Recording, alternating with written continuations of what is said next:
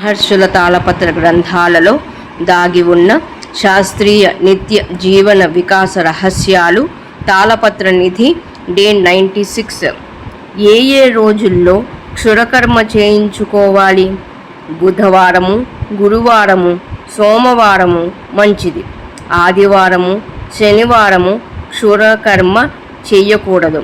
మొదట గడ్డం గీయించుకొని ఆపై తల క్షౌరం చేయించుకోవాలి. ఇలా చేయించుకోవటం వలన కుటుంబ వృద్ధిని శాస్త్రాలు చెబుతున్నాయి.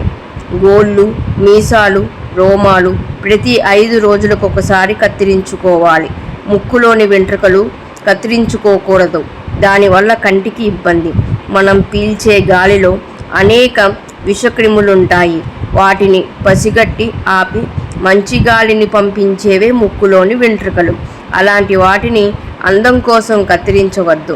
అలాగే క్షురకర్మ పాడ్యమి, చవితి, షష్ఠి, అష్టమి, నవమి, అమావాస్య, పౌర్ణమి తిథిలందు చేయకూడదు.